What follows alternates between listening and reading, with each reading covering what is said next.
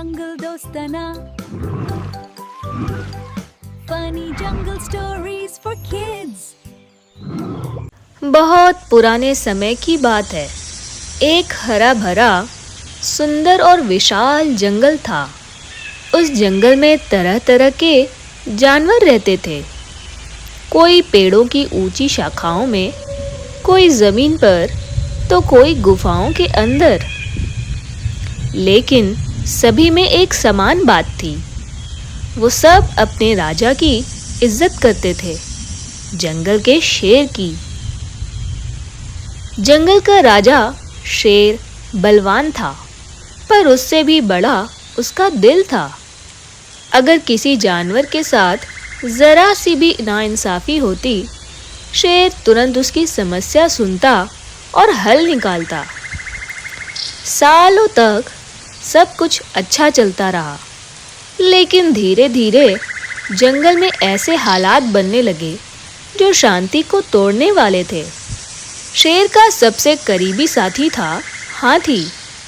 भारी भरकम शरीर, पर दिमाग भी उतना ही भारी। वो शेर को हर मुश्किल में सलाह देता था। पर एक और जानवर था जो शेर और हाथी की दोस्ती से जलता था।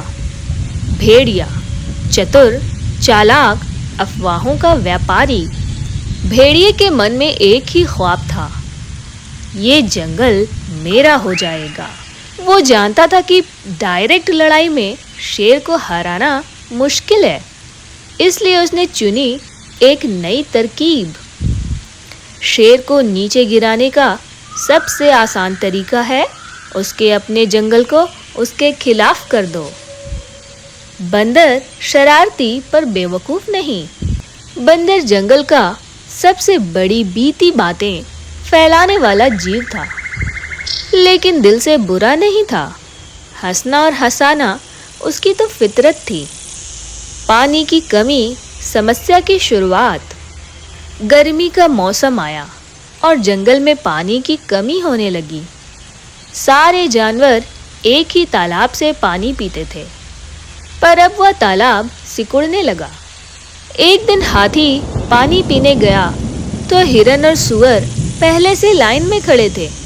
हाथी थोड़ा आगे बढ़ा और बोला, अरे मुझे जल्दी है, जरा जगह दो। हिरन ने गुस्से में कहा, हर बार तुम पहले, क्या जंगल सिर्फ तुम्हारा है? शोर बढ़ने लगा और तभी भेड़िया चुपके से मुस्कुराया। यही मौका था।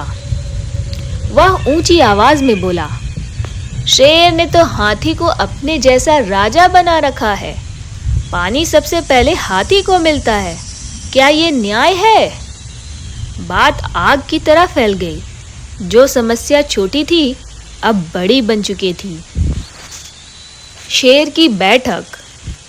शाम को शेर ने पूरी सभा बुलाई। सामने चिंतित चेहरे थे। शेर ने कहा, जंगल में पानी कम है, लड़ाई से कुछ नहीं मिलेगा, हमें मिलकर समाधान निकालना होगा। लेकिन भेड़िया तुरंत बोल पड़ा, महाराज, समाधान बहुत आसान है। जंगल बांट दीजिए, हर किसी को अपना अपना इलाका दे दीजिए, ना कोई झगड़ा होगा, ना कोई शिकायत होगी। सभा में कई जानवर सोच में पड़ गए। ये तो ठीक कह रहा है। कानाफूसी होने लगी। हाथी चौंक गया, ये बंटवारे की बात कहाँ से आ गई? क्या हम परिवार नहीं हैं? लेकिन तभी भेड़िया ने चालाकी से ये भी कहा, हम सब की सुरक्षा के लिए यही अच्छा है, नहीं तो एक दिन पानी के लिए खून बहेगा। शेर कुछ देर शांत रहा, फिर बोला, ठीक है, लेकिन यह सिर्फ अस्थायी बंटवारा होगा, यानी कि कुछ दिन के लिए। भेड़िए की आंखों में खतरा चमका। योजना का पहला चरण सफल हो गया। जंगल दो हिस्सों में बांटा गया। अगले दिन सुबह जंगल में एक लंबी लकीर खींच दी गई। एक तरफ शेर और हाथी का राज्य, दूसरी तरफ भेड़िए का इलाका। बंदर एक पेड़ की ऊंची डाल पर बैठा नीचे देख रहा था और बोला, अरे अब मैं किस क्षेत्र में माना जाऊं? मैं तो कूदते फांदता हर जगह रहता हूँ। किसी ने उसकी बात का जवाब न दिया। सब अपने नए इलाकों की सीमाएं नापने में लगे हुए थे। समस्याएं बढ़ने लगी। बंटवारे के बाद हालत और खराब हो गए। शेर के इलाके में तो पेड़ ज्यादा थे लेकिन पानी बहुत कम, और भेड़िए के इलाके में पानी तो था लेकिन फल फूल बहुत कम था। एक दिन हाथी ने तालाब की तरफ पानी पीने जाना चाहा, पर सीमा पर पहरा दे रहे भेड़िए के साथी ने कहा, रुको, ये हमारा इलाका है, पानी चाहिए तो फल लेकर आओ। हाथी को गुस्सा आया, पर वो लड़ाई नहीं चाहता था। भारी मन से वापस लौट आया। अब शेर तक भी हालात की खबर पहुंचने लगी। वह समझ गया काम आसान नहीं था। शेर के मन में शंका। शेर ने रात को हाथी से पूछा, कहीं यह सब भेड़िए की चाल तो नहीं है? हाथी बोला, मुझे शुरू से शक था, भेड़िया हम सबको लड़ाना चाहता है।